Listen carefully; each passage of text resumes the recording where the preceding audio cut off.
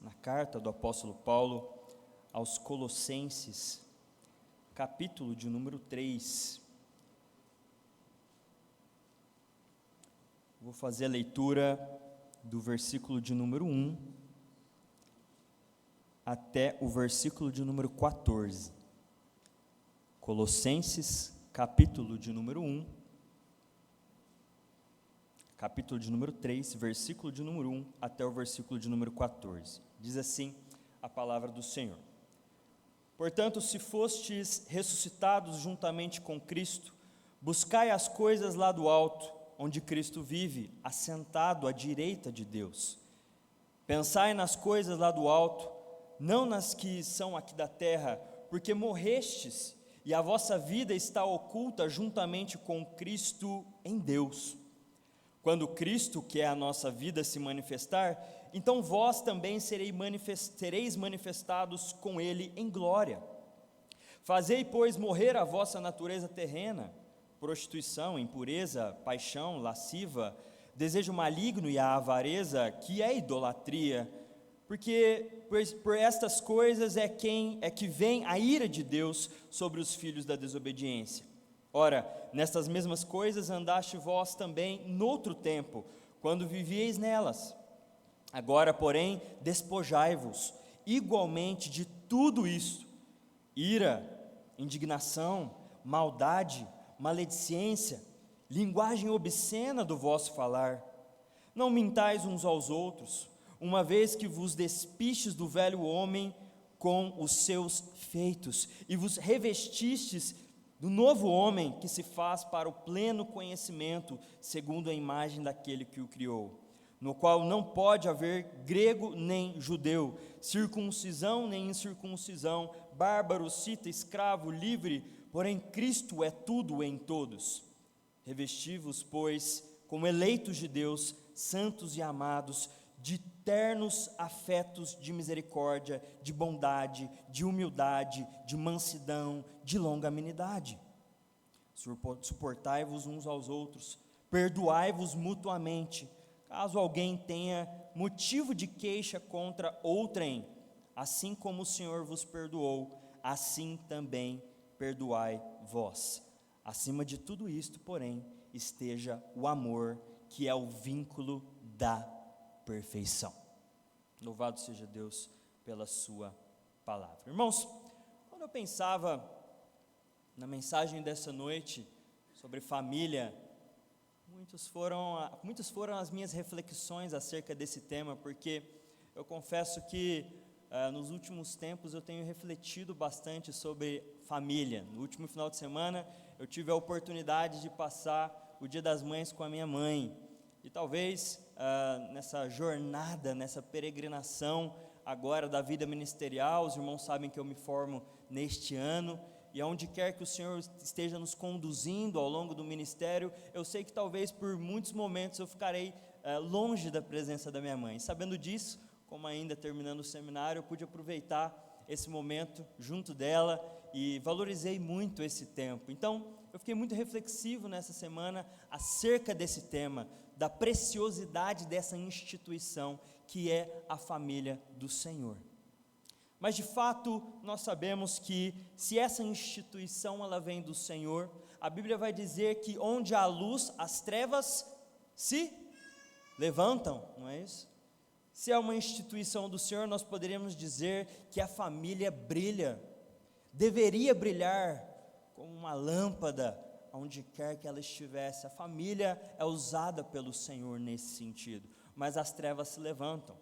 E eu procurei um artigo, ou melhor, eu recebi um artigo do ano de 2018, de um colega de seminário. Ele me mandou apenas os prints, eu não tive a oportunidade de verificar a fonte, mas sei que é uma fonte secular, é um artigo público, e esse artigo ele elencava 10 dos principais problemas da família atualmente.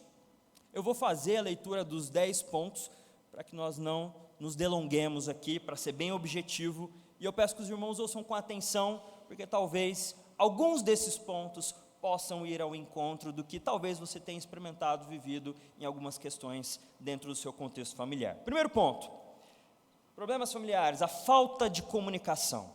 Casais têm dificuldade em se comunicar de forma clara e aberta entre si e com os filhos, o que gera mal-entendidos e ressentimentos ao longo do tempo. Segundo, conflitos financeiros, discrepâncias em relação ao gerenciamento do dinheiro, gastos e prioridades financeiras podem gerar tensão. Terceiro, rotina e falta de tempo.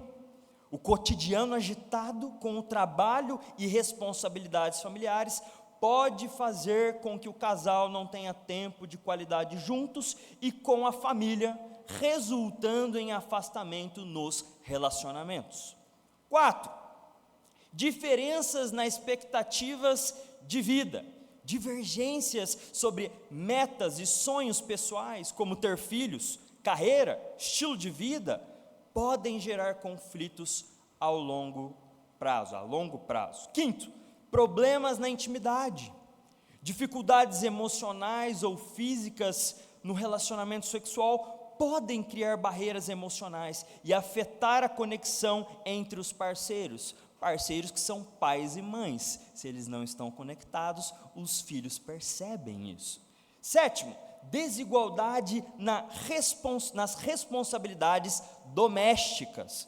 Quando um dos parceiros sente que carrega mais responsabilidades, como cuidar da casa ou dos filhos, isso pode gerar insatisfação.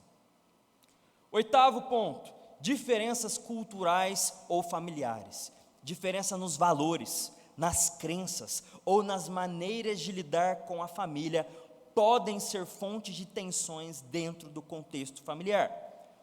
E o 9º, penúltimo, falta de apoio emocional. A ausência do apoio emocional em momentos de estresse ou necessidade pode fazer com que parceiros e filhos se sintam sozinhos ou negligenciados. E o 10º e último, falta do crescimento pessoal e conjugal. Estagnação individual ou no relacionamento pode causar frustração. Casais que não crescem juntos, famílias que não crescem juntas, podem sentir que estão se afastando. Estes são os 10 problemas levantados por essa pesquisa. E, irmãos, eu poderia escolher um deles, eu poderia escolher 5 deles, eu poderia escolher todos e nessa noite trazer uma palestra esplendorosa para os irmãos, com muitos conselhos ao redor das Escrituras, fazer uma pregação temática para os irmãos, mas eu sinto que esse não é o objetivo e não deve ser o nosso objetivo e não é o que os irmãos esperam de nós, seminaristas, pastores, pregadores, quando os irmãos recorrem à igreja para ouvir a palavra e aprender sobre as Escrituras. Palestras, nós estamos lotados em muitos lugares. Você vai encontrar inúmeras palestras maravilhosas a respeito de família. Mas uma ilustração que certa vez um pastor mandou para mim via WhatsApp, me trouxe uma reflexão acerca desses temas e acerca da família nessa noite. E a ilustração é a história de um pastorzinho de ovelhas que tinha uma fazenda onde lobos cotidianamente, rotineiramente atacavam o seu rebanho de ovelhas na sua fazendinha. Cansado então de perder os seus animais, o pastorzinho de ovelhas decide que ele precisava mudar o comportamento desses lobos. E quando ele decide mudar o comportamento dos lobos, ele cria estratégias, armadilhas das mais diversas e criativas, para que esses lobos pudessem entender que eles não deveriam atacar aquele rebanho. Depois de um tempo, talvez até de um pouco de sucesso, onde os lobos ficaram um pouco contidos com as cercas, com os arames, com tudo que aquele pastorzinho de ovelhas preparou na sua fazenda, ele então voltou a ser acometido de ataques de lobos ao seu rebanho. E depois de muito tentar solucionar esse problema, ele percebeu que ele nunca conseguiria trabalhar nos hábitos daquele animal, ele nunca conseguiria transformar aquele animal, porque lobo é lobo e ovelha é ovelha. Ele percebeu que aquele animal selvagem, um lobo, ele sempre voltaria a atacar o seu rebanho, mesmo que ele tentasse com muitas estratégias mudar o comportamento natural, porque faz parte da natureza do lobo ser selvagem e atacar ovelhas. Irmãos, muitas vezes no nosso casamento e nas nossas famílias, no nosso contexto familiar, a gente quer buscar e a gente busca mudar hábitos, corrigir hábitos, talvez através de conselhos. Mas se você já teve a oportunidade de ser corrigido pelo seu cônjuge, pela sua esposa ou pelo seu marido, porque ela ou ele percebeu em você uma deficiência na sua personalidade, e talvez depois de muito tempo você entendeu que aquilo realmente era uma deficiência, era um problema, e você tentou mudar a partir dessa iluminação que o seu parceiro e a sua parceira colocou diante de você, você também percebeu o quanto isso é difícil, e o quanto uma pessoa estourada pode tentar se conter na primeira, na segunda, mas na terceira, muitas vezes, ela vai ceder, se fizer parte da sua personalidade, de quem ela é. Meus irmãos, a verdadeira transformação da natureza é o que de fato pode impactar a vida de um cristão dentro do seu contexto familiar. E só quem pode transformar o nosso coração é a mensagem poderosa do Evangelho de Jesus Cristo, que um dia já te alcançou e que um dia já me alcançou, e eu creio nisso em nome de Jesus. Nós cantamos aqui sobre isso nessa noite, né? Coração que foi transformado pelo Senhor Jesus. Somente através de Cristo, essa essência, um lobo pode finalmente se tornar uma ovelha.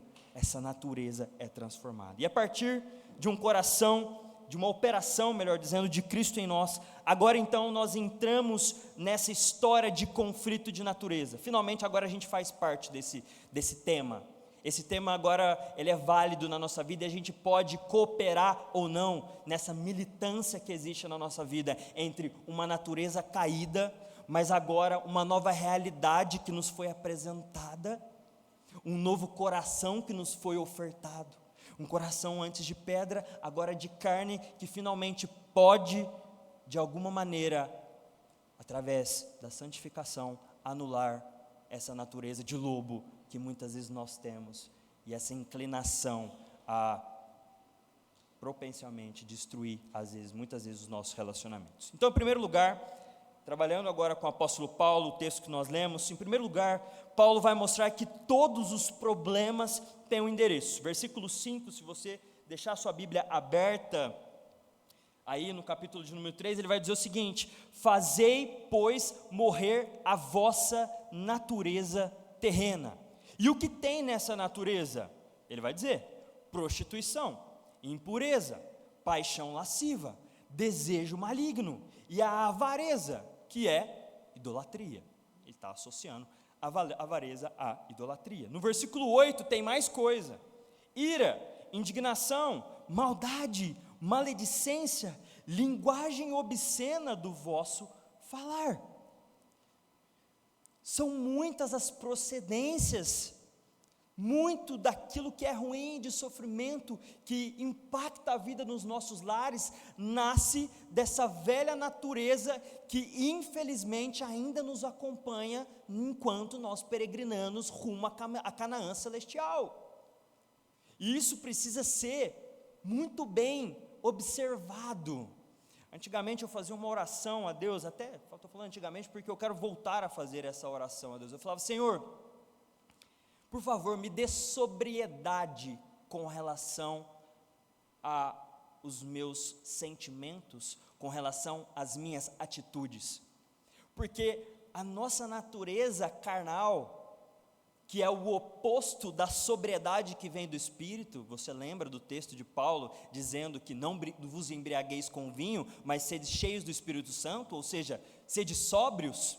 A sobriedade nos dá o poder de distinguir quando é a nossa natureza carnal falando e quando não é.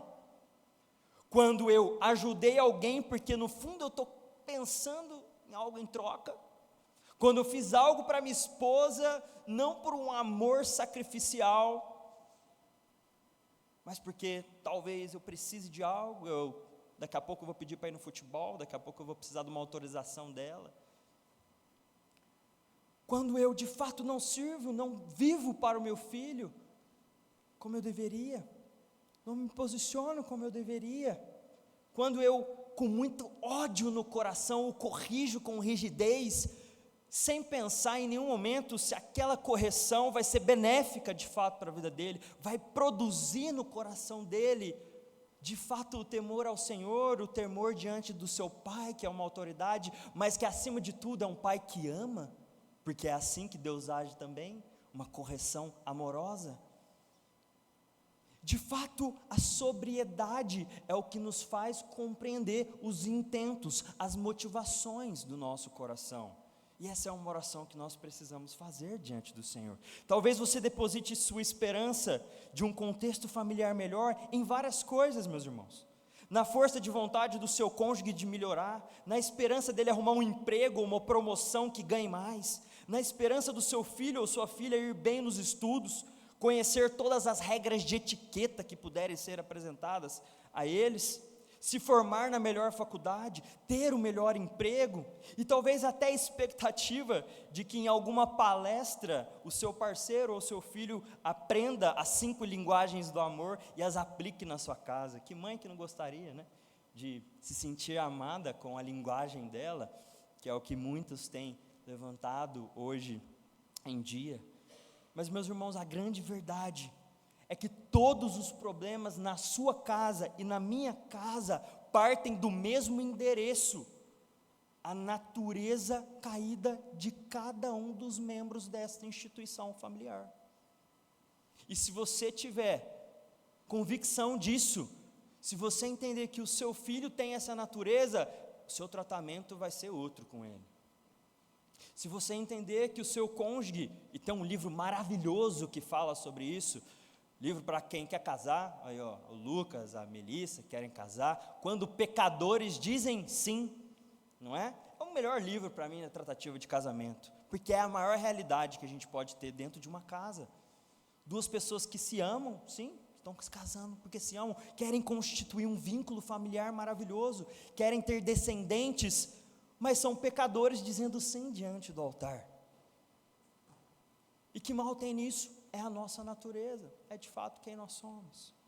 Se nós queremos ter realmente um bom casamento, uma boa família, eu e você precisamos nos lembrar de que é neste endereço, na natureza da carne, que reside todos os problemas que podem existir dentro do seu casamento, dentro do seu relacionamento com o seu filho, com a sua filha, da sua filha para com você, de você para com a sua filha. E o que resolve isso? O que de fato resolve isso? Apenas o desenvolvimento da salvação de cada membro dessa casa. E o desenvolvimento dessa salvação se dá a partir de uma edificação, de uma construção chamada Evangelho. Chamada Evangelho.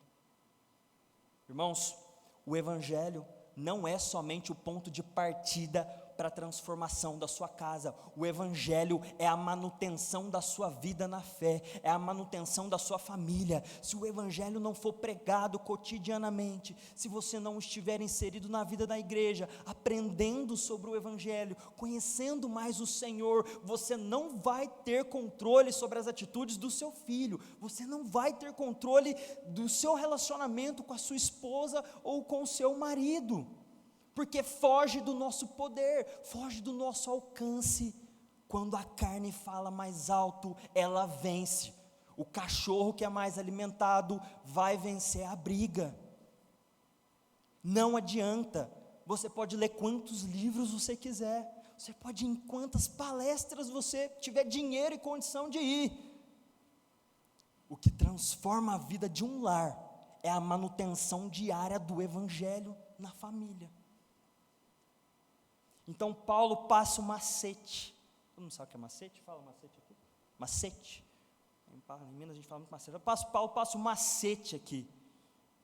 para essa jornada de naturezas que a gente tem. É uma jornada de naturezas, percebe? Uma caminhada de naturezas, uma militância o tempo todo. Ele vai dizer, e o segundo ponto para essa mensagem, é que o regenerado precisa estar pensando nas coisas do alto. O regenerado, quem recebeu o coração novo, quem tem a oportunidade de viver sobre a natureza genuína de Cristo em nós, ele precisa estar pensando nas coisas do alto. Versículo de número 1, portanto, do capítulo 3, se fostes ressuscitados juntamente com Cristo, buscai as coisas lá do alto, onde Cristo vive assentado à direita de Deus, ou seja, conhecer que você nasceu do alto e viveu o evangelho a partir disso. Versículo 2, pensai nas coisas lá do alto, não nas que são daqui da terra, porque morrestes e a vossa vida está oculta juntamente com Cristo em Deus. Irmãos, o que nós estamos buscando? O evangelho, como eu já disse, é a manutenção da nossa fé. O que tem ocupado o seu e o meu pensamento, e eu quero que você reflita sobre isso, na sua semana. Se a sua preocupação aqui neste domingo, nesse final de semana foi família, quero que minha família seja bem sucedida, eu quero ter filhos amorosos, eu quero ter um bom casamento, e você veio esse domingo preparado para receber as bênçãos do que Deus falaria sobre a família, mas e durante a semana? Será que o emprego, o trabalho toma tanto o seu pensamento?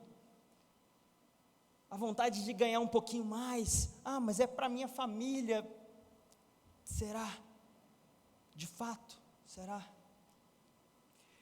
Eu quero uma promoção, eu quero algo, eu quero viver mais. Um dos problemas relatados pela pesquisa é esse, um cotidiano avassalador, que atropela um pai, atropela uma mãe, atropela um casamento. Mas e as coisas lá do alto, que de fato refletem aquilo que de mais puro a gente pode viver nessa terra? Será que nós temos elevado os nossos pensamentos àquilo que de fato resolve os nossos problemas, aquilo que de fato nos transforma e nos dá esperança para uma família firmada na rocha? Você quer um casamento abençoado? Meu irmão, minha irmã, ajude seu cônjuge a buscar e pensar nas coisas lá do alto. Ajude seu marido a ser o sacerdote do lar, a orar com seus filhos. Ajude a sua esposa a crescer na fé, conhecer mais o Senhor, para que ela possa ser transformada. Há um tempo atrás, aproveitar que minha esposa não está aqui, ela não vai brigar comigo, os irmãos não contam, a gente teve algumas questõezinhas, normal, de casamento, né?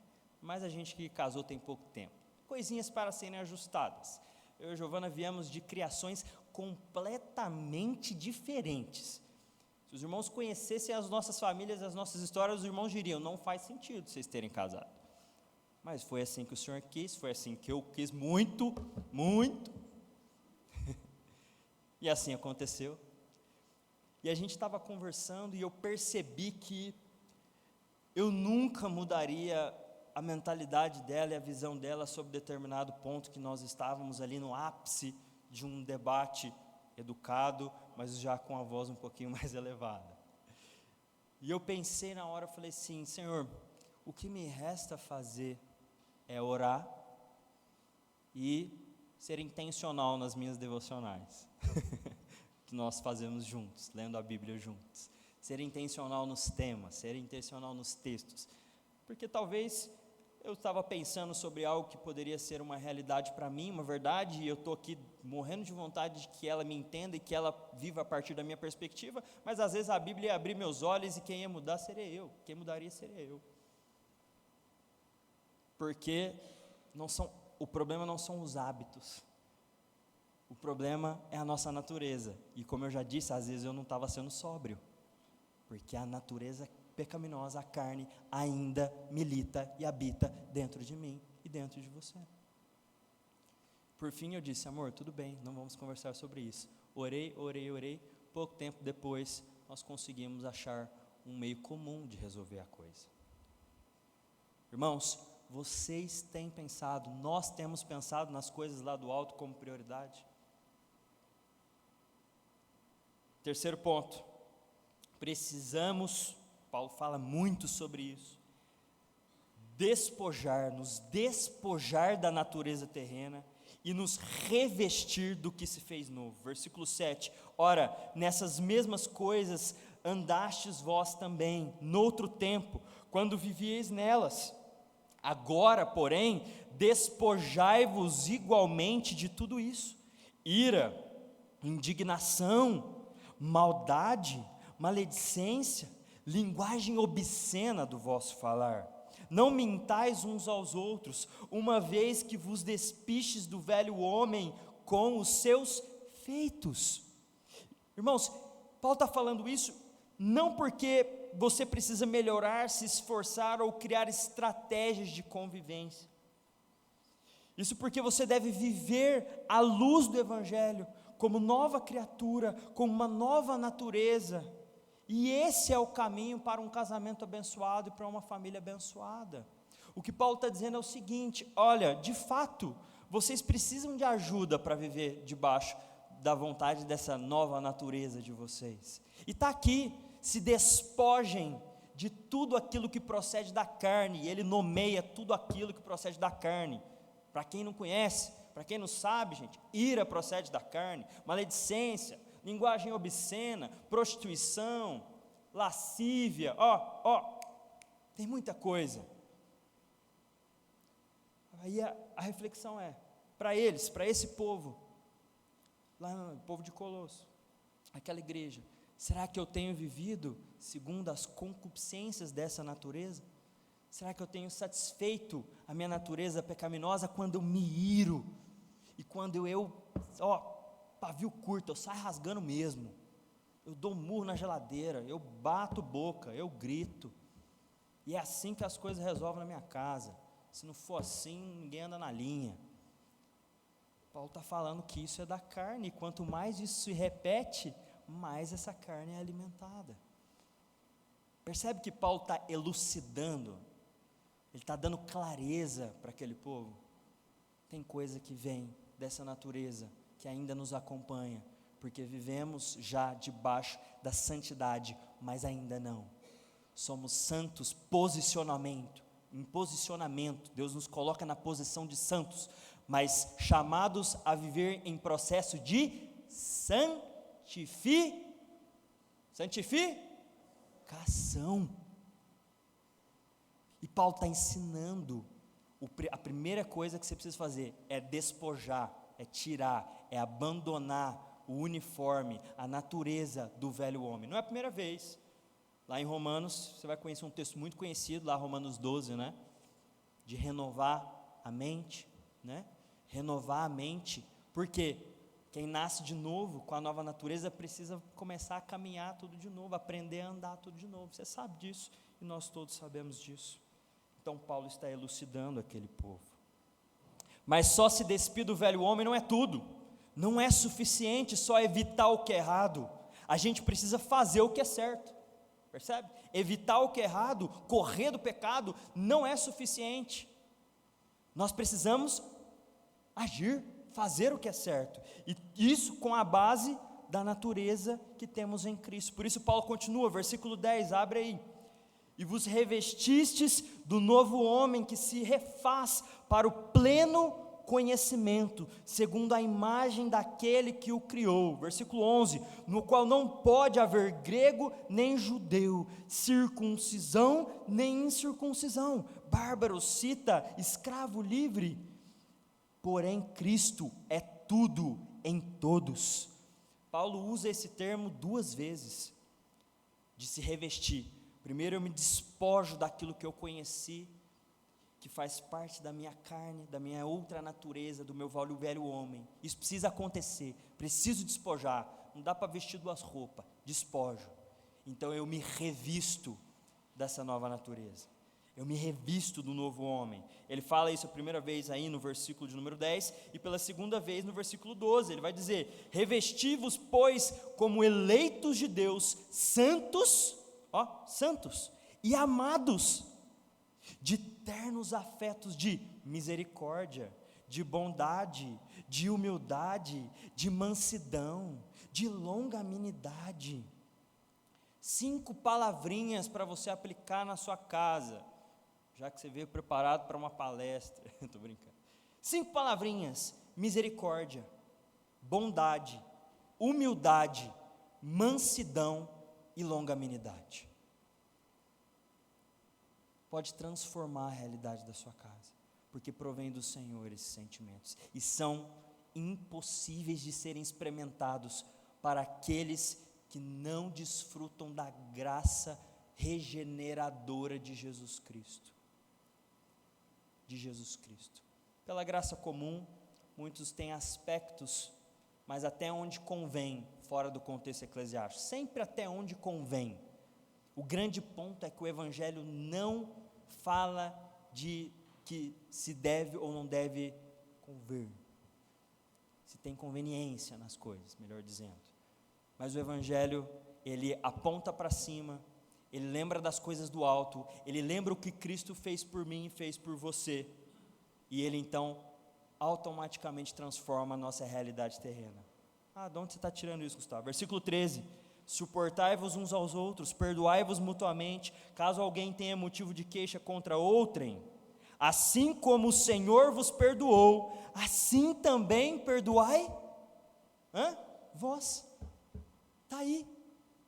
Você quer ter motivação, força de vontade para viver isso na sua casa? Às vezes sua esposa não está merecendo, seu marido não está merecendo, seu filho não está merecendo. Olha para o alto. Cristo perdoou, Cristo te perdoa todos os dias, Cristo me perdoa, Cristo é bondoso, Cristo é misericordioso, mas Cristo também corrige, e quando corrige é com muito amor, buscando restauração, buscando regeneração. Eu olho para cima, e então eu tenho motivação para viver nessa terra, e olhar de forma vertical, horizontal, melhor dizendo.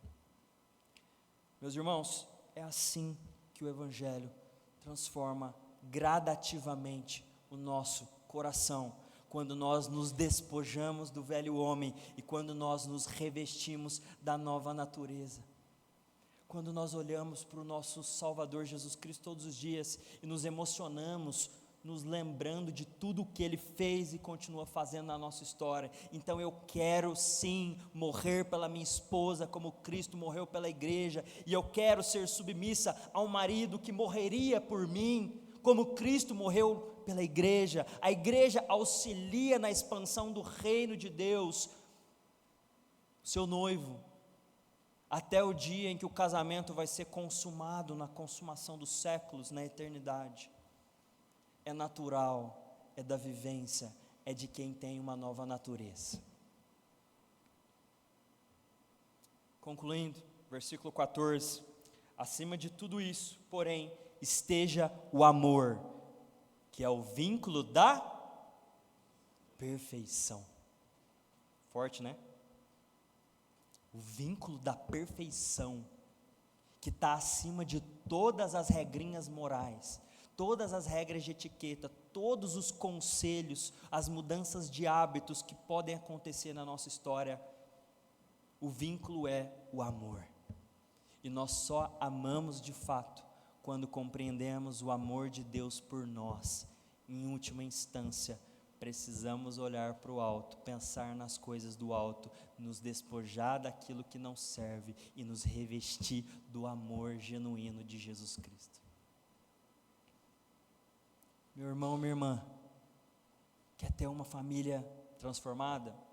Talvez você pense: Gustavo, eu já vivo isso na minha casa, eu já experimento, eu tenho filhos maravilhosos, não tenho do que reclamar, eu tenho um casamento que arde no amor, recíproco.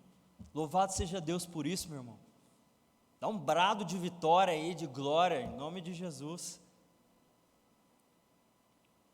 Mas a Bíblia também orienta, e a gente precisa lembrar disso, que aquele que está de pé, toma cuidado para que não caia. E aonde há luz, as trevas se levantam. Se você tem uma família maravilhosa, se o Evangelho está sendo pregado na sua casa, se seus filhos são bênçãos, sua esposa é bênção, Cuida, meu irmão, varão de guerra, homem dessa casa, cuida, minha irmã, esposa, matriarca, auxiliadora, para que isso continue sendo uma realidade até o último dia da sua jornada nessa terra. E a manutenção quem faz é Cristo através do Evangelho. Por isso, a igreja está aqui, a Bíblia está aqui. E você tem acesso a tudo isso. Continue, meu irmão, persevere, e assim nós viveremos pela glória e pela graça de Jesus Cristo, com famílias que servem ao Senhor, com famílias abençoadas e prósperas para a honra e glória dele. Amém? Que Deus nos abençoe.